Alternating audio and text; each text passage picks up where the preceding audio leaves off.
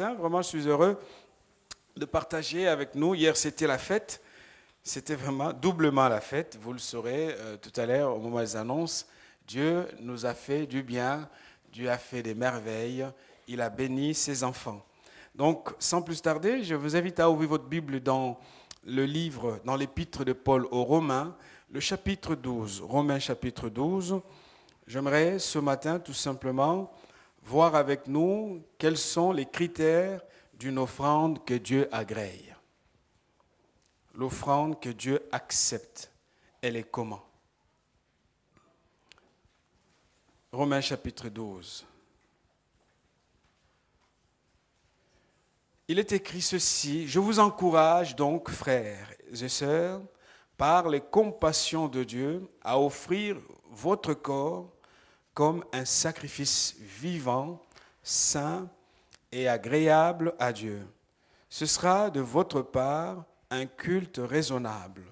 Ne vous conformez pas au monde actuel, ne vous conformez pas au siècle présent, mais soyez transformés par le renouvellement de l'intelligence afin de discerner quelle est la volonté de Dieu, ce qui est bon, agréable et parfait. Je vous exhorte. Paul commence par ce mot, je vous exhorte. Et donc, quelle est l'offrande que Dieu accepte?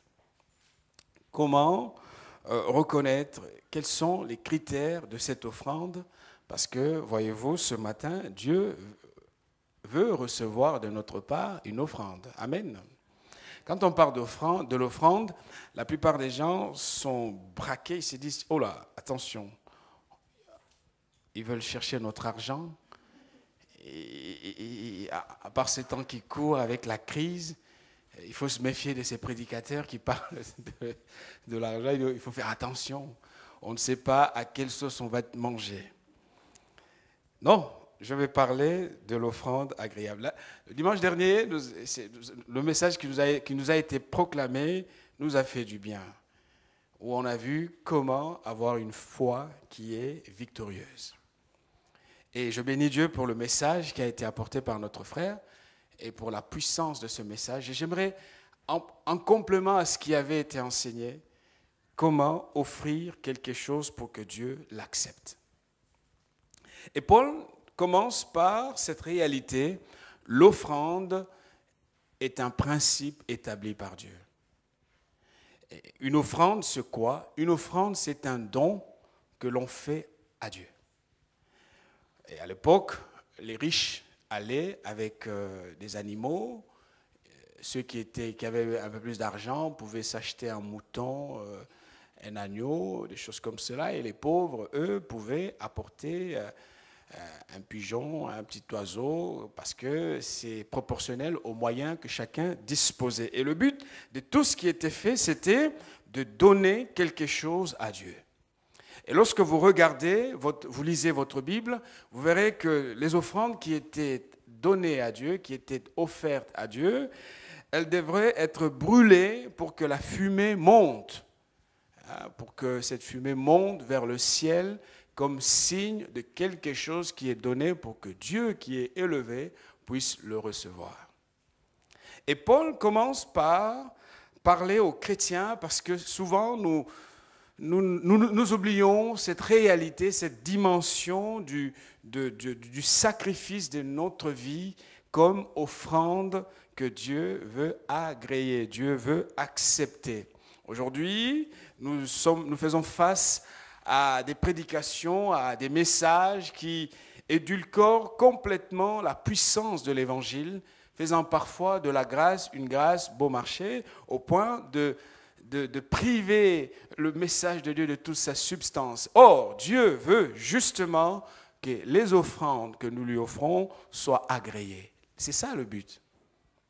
Lorsque vous faites un don, lorsque vous donnez quelque chose, votre intention est que ce que vous donnez soit reçu. Si ce n'est pas reçu, ça ne sert à rien de donner. Et quand on le donne avec son cœur, on veut que ça puisse atteindre le but pour lequel nous faisons d'ailleurs ce geste. Et Paul donc commence par cette exhortation. Il va suppliait carrément les chrétiens. Il dit, je vous exhorte, je vous encourage, je vous en supplie.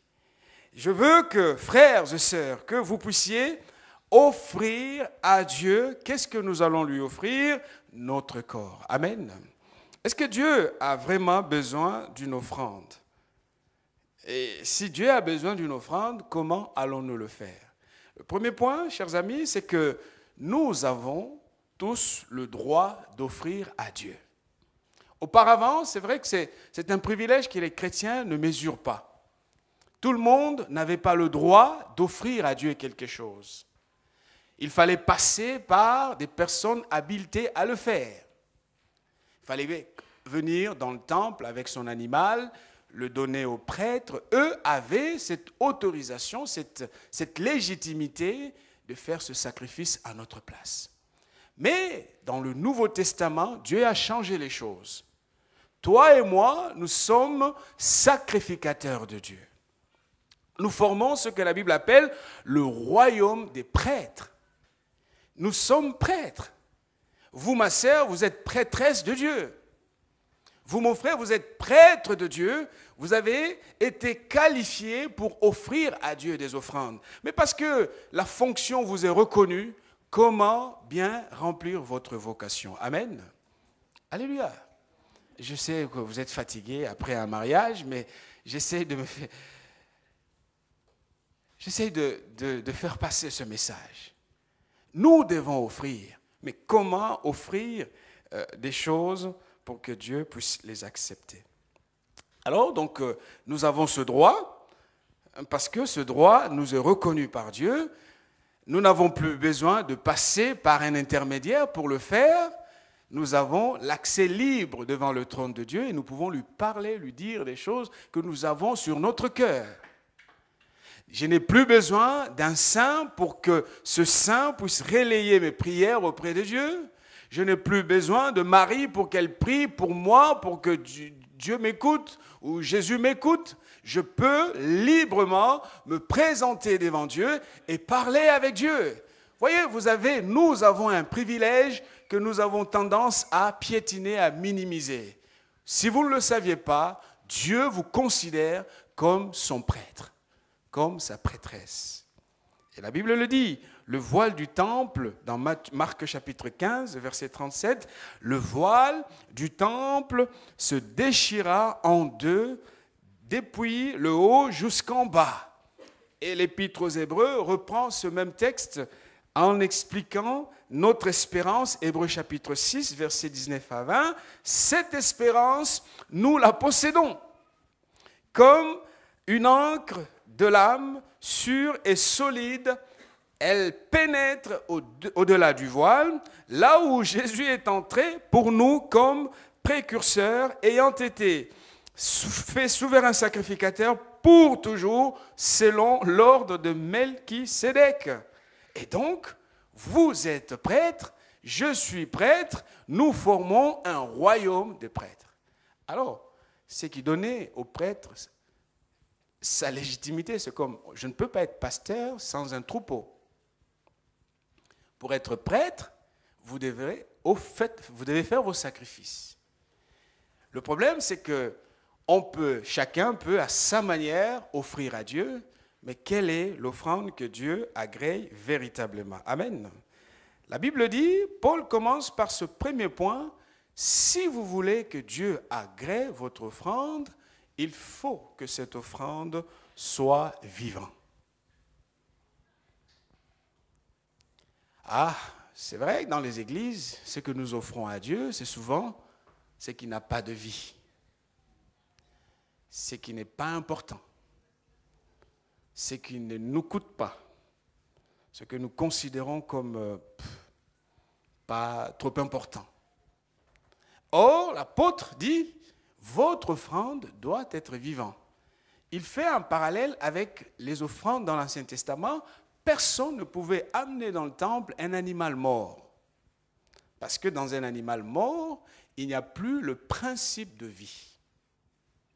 Il faut que cet animal soit vivant pour que Dieu accepte l'offrande qui lui est faite. Et donc, ton offrande, mon offrande, doit être vivant devant Dieu. J'ai entendu des gens, je n'ai pas besoin de suivre Dieu maintenant, j'ai toute la vie devant moi, il faut que je profite de la vie, que je fasse ce que j'ai envie de faire, j'aille tirer 400 000 coups partout et quand je verrai que je suis fatigué à l'âge adulte, vieille, alors j'essaierai de considérer ces affaires-là de religion à cet âge-ci. Non, ce n'est pas possible.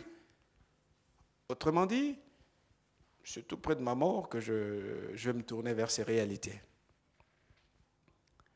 Donc, l'offrande que vous voulez donner à Dieu, c'est une offrande qui n'a presque plus de vie. Or, Dieu qui nous appelle aujourd'hui, il sait pourquoi il s'adresse à nous aujourd'hui.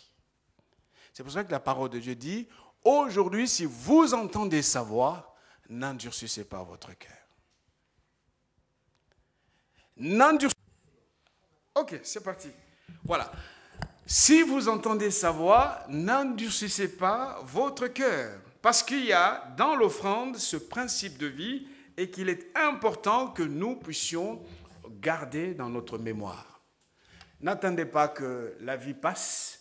N'attendez pas que les années passent et que vous n'ayez plus envie de vous tourner vers Dieu. C'est alors que vous direz, mais bon, je vais aller voir ce qui va se passer parce que personne ne maîtrise le temps et nul ne maître de son souffle. La Bible dit, l'homme, c'est l'Ecclésiaste qui le dit, hein, après réflexion, après observation, il va faire ce constat, il dira, l'homme n'est pas le maître de son souffle.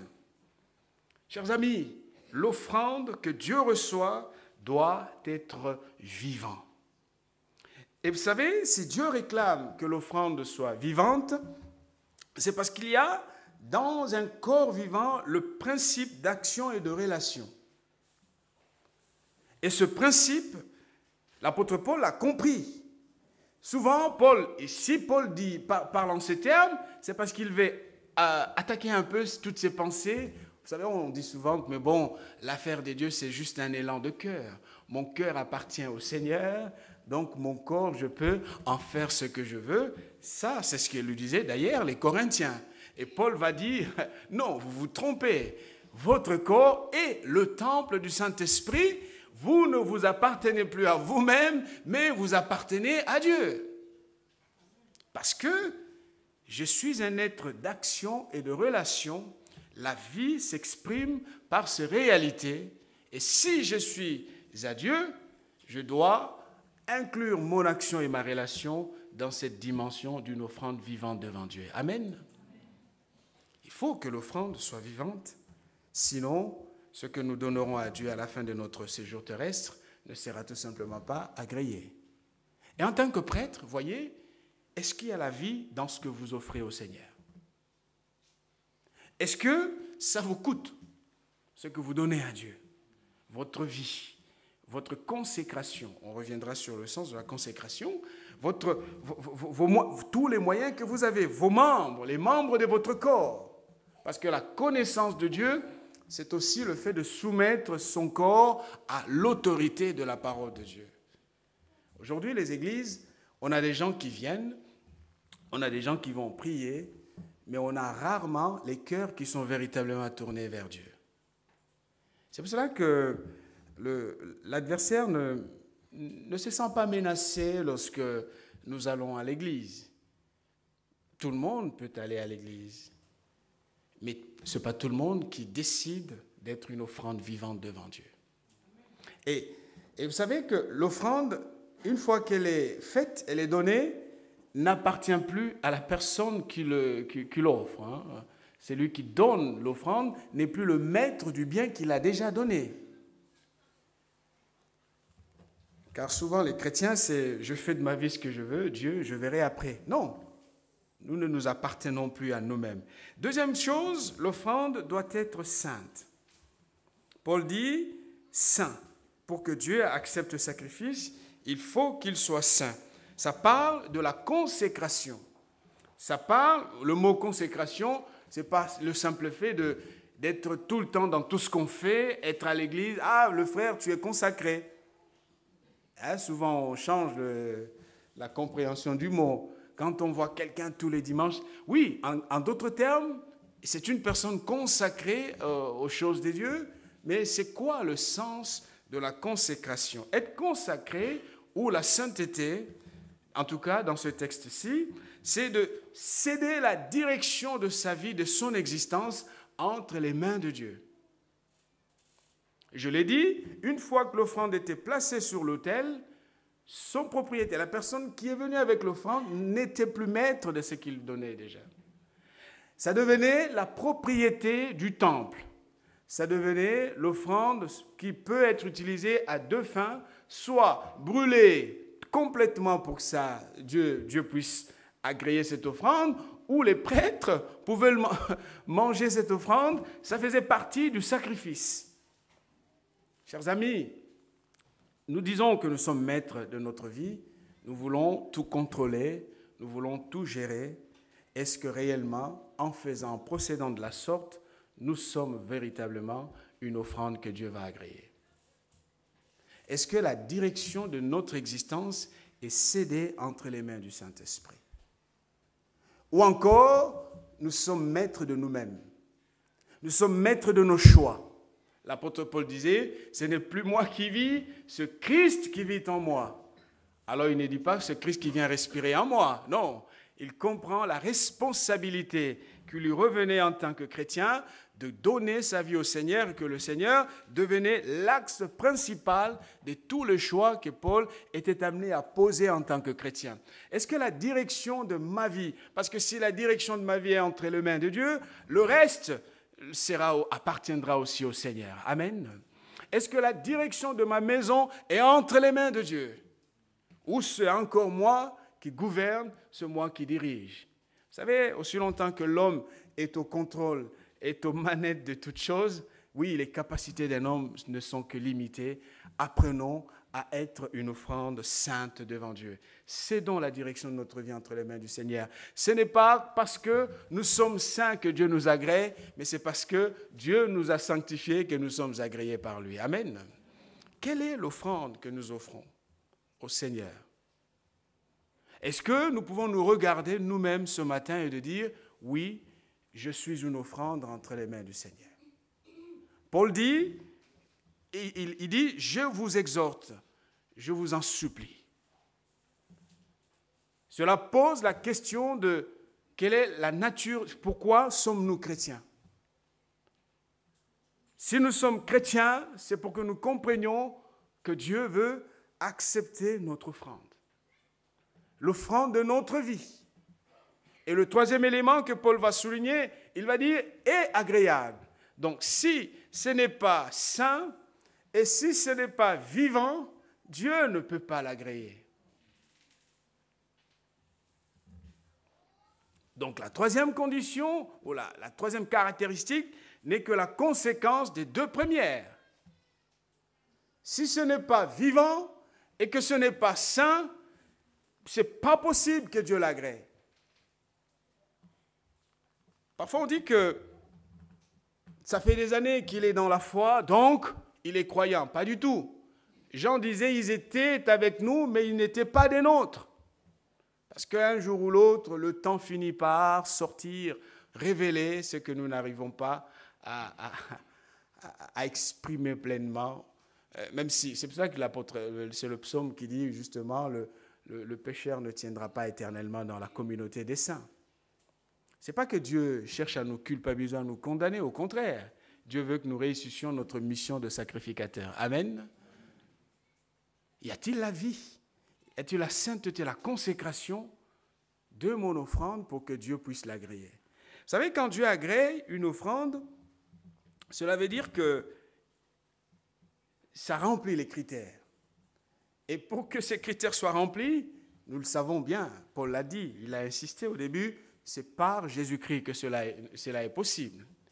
Et quand vous regardez très bien, on va lire, je vous propose de lire ce passage, dans Genèse chapitre 8. Vous savez, quand Dieu agrée une offrande, comme il a fait avec Noé, il y a toujours une promesse qui s'ensuit. Je vous donne un TP, hein, si vous voulez. Je vous donne un exercice. À la maison, prenez votre Bible et commencez à regarder, à relire. Faites une comparaison personnelle de toutes les fois où Dieu a agréé une offrande. Quelle est la suite? Quelle était la suite? Quelle était la déclaration? Et là, je prends simplement le cas de Noé.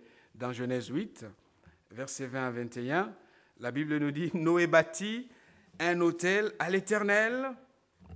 Il prit toutes les bêtes pures et de tous les oiseaux purs. Ah, il offrit des holocaustes sur l'autel. L'Éternel sentit une odeur agréable. Et l'Éternel dit en son cœur, je ne maudirai plus la terre à cause de l'homme, parce que les pensées de l'homme, les pensées du cœur de l'homme sont mauvaises dès sa jeunesse, et je ne frapperai plus tout ce qui est vivant comme je l'ai fait.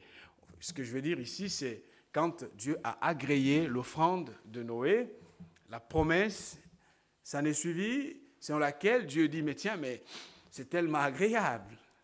Et Paul va dire, nous sommes le parfum de bonne odeur devant Dieu. Ce n'étaient pas les conditions extérieures de sa vie sociale ou économique. C'était le degré de consécration que Paul avait et sa compréhension de qui était Dieu pour lui. Amen. Il dira, nous sommes le parfum de bonne odeur. Aujourd'hui, est-ce que nous pouvons avec Paul dire que nous aussi, chrétiens, frères et sœurs, sacrificateurs que nous sommes, nous dégageons un parfum de bonne odeur devant Dieu? Là est la question. Et c'est important. Quel parfum je suis pour Dieu devant Dieu et quel parfum je suis de la part de Dieu devant ceux de ma génération. C'est pour cela que si vous voyez les gens résister, ne pas venir à l'église, les gens de notre famille tournent le dos à Dieu, parfois c'est nous-mêmes qui sommes la cause de ce blocage. Nous ne dégageons pas ce parfum de bonne odeur. Et vous le savez, quand l'offrande dégage un parfum de bonne odeur, Dieu l'agrée, Dieu parle, Dieu change d'avis, Dieu déclare une parole de promesse, une parole de bénédiction. Il est conscient que, de toute façon, les pensées du cœur de l'homme sont toujours mauvaises. Non, je ne veux plus faire ce que j'ai fait, parce qu'il y a une offrande qui est montée, et l'offrande était composée des éléments qui remplissaient les critères d'une offrande que Dieu agrée. Cher ami, j'aimerais te dire tout simplement, ce n'est pas par l'argent que tu achèteras Dieu. Ce n'est pas par un fanatisme que tu vas t'attirer les faveurs de Dieu. Deviens une offrande vivante. Deviens une offrande sainte. C'est-à-dire, laisse la direction de ta vie entre les mains de Dieu. Alors, Dieu va agréer cette offrande. Je vous donne un exemple simple. Vous le savez très bien que Dieu a été avec David, pas à cause de ce que David était ou ce que David faisait, mais plutôt de ce qu'il était. Il était quelqu'un, malgré ses errances, ses égarements, David avait un cœur que Dieu acceptait. Il appartenait à Dieu intégralement, totalement. Où est-ce que nous en sommes par rapport à notre foi, à notre vie? Où est-ce que nous en sommes? La victoire, comme on nous a appris dimanche dernier, cette victoire, c'est aussi dans cette perception que nous avons. Josué était consacré totalement et Dieu s'est manifesté dans sa vie. Amen. Où est-ce que nous allons? Qu'est-ce que nous voulons? Quelle est notre vision? Quel est l'après? Et enfin, pour terminer, j'aimerais simplement, parce que Paul se tourne vers les chrétiens et dit, justement, si vous vous comportez de la sorte, alors vous êtes l'offrande que Dieu va agréer, parce que votre intelligence sera renouvelée et vous serez en permanence dans ce processus de transformation. Si déjà les critères, je ne les remplis pas, comment voulez-vous qu'il y ait cette transformation? La transformation ne peut pas être magique. La transformation, c'est quand je dis à Dieu, Seigneur, si je continue à contrôler, à diriger seul ce que je suis en train de faire, c'est certain, je m'éloigne loin de toi. J'ai besoin de reconnaître mes limites et de venir au pied de la croix. Et ça, Jésus l'a fait. Et Jésus veut le faire pour toi. Jésus veut le faire pour nous tous qui nous éloignons et qui parfois nous disons, mais bon, j'ai encore le temps appartient à Dieu. Amen. Ce matin, je t'exhorte tout simplement, peut-être ça fait un moment que tu réfléchis sur les réalités de Dieu, sur les réalités de la foi. N'endurcis pas ton cœur. Sois une offrande que Dieu va accepter. Vous ne perdez rien en vous tournant vers le Seigneur. Au contraire, vous allez tout gagner. Et si Dieu le fait maintenant, il n'y a que lui qui sait le faire. Je vais terminer par là. C'était un fils de pasteur. Son papa, avec une grande église, un homme servant Dieu fidèlement, puissant dans son ministère. Et l'enfant, lui, avait fait son choix. Parfois, quand on entend trop les paroles, on finit par croire, par s'en accommoder. Ça devient quelque chose que j'entends toujours. Et le papa souffrait beaucoup parce que son fils n'était pas converti. Mais le papa pleurait, il disait, mais Seigneur, mais je fais quoi? Après, on peut me poser la question, ton enfant, quoi? Il est où? Et le père souffrait. L'âge avancé, le papa était sur le point de prendre sa retraite. Parce que, bon, vous savez, vous pouvez tout faire, mais n'attendez pas de mourir sur l'estrade pour qu'on vous...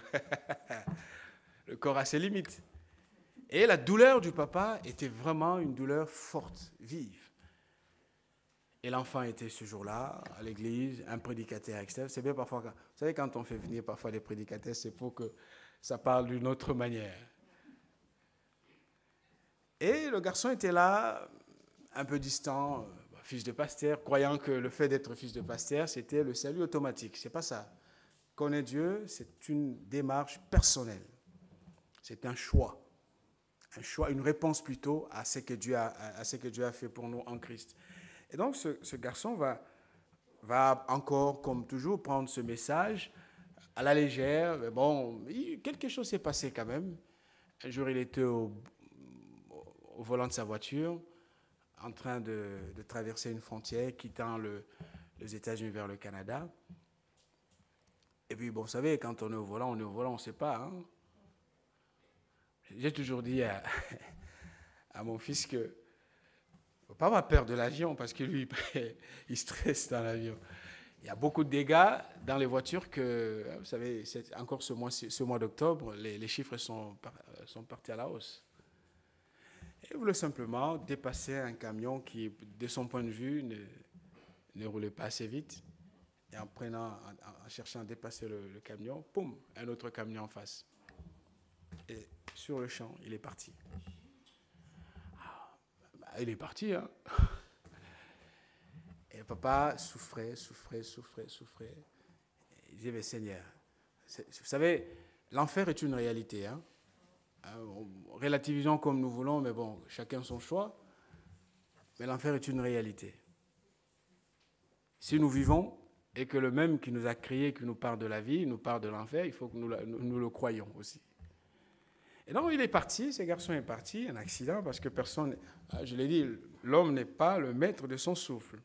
La suite, bon, je laisse la suite comme ça. Tout simplement, je voudrais dire que, s'il vous plaît, Dieu nous appelle à ce que nous soyons une offrande vivante. Gardons pas, n'endurcissons pas notre cœur, au contraire, faisons confiance au Seigneur.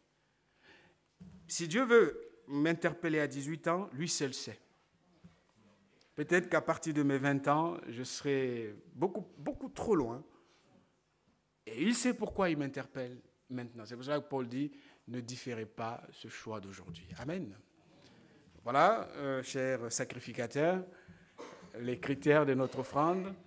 Je sais que nous allons nous appliquer à faire en sorte que l'offrande que nous sommes, nous soyons vivants devant Dieu, que nous soyons saints devant lui, et alors Dieu va nous agréer. Je vous invite à prier.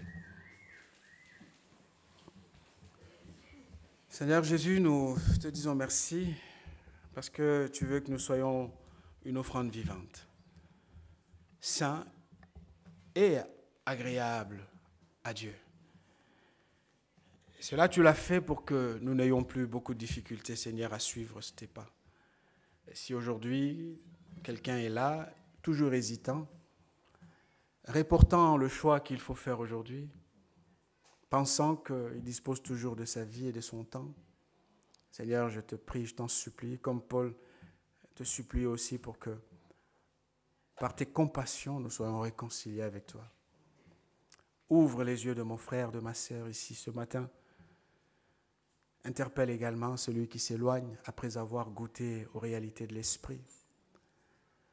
Après avoir touché les réalités de la foi et le monde l'attire, Seigneur, que ta grâce soit avec celui qui fait marche arrière. Saint-Esprit, je te confie tes enfants. L'Église est à toi, Seigneur. Et tu es là pour honorer Jésus. Seigneur, merci de nous interpeller. Merci de nous renouveler. Renouvelle notre intelligence, Seigneur. Que nous ne soyons pas des conformistes, mais tu veux un royaume des anticonformistes, Seigneur. De ceux qui marchent selon les principes du royaume. Ou peut-être nous serons en décalage complet, Seigneur, de cette génération, mais peu importe. Ce qui compte, c'est que nous soyons une offrande agréable à toi, Seigneur. Béni soit ton nom, au nom de Jésus. Amen. Dieu soit loué, amen. Voilà, on a deux choses à faire, donc c'est pour cela aussi que j'essaye de ne pas trop fatiguer l'Église, parce que nous venons d'une fête. On a un couple à présenter que vous n'avez pas vu hier. Donc, avant la présentation du couple, je reçois M. Bernard Miclot, notre frère,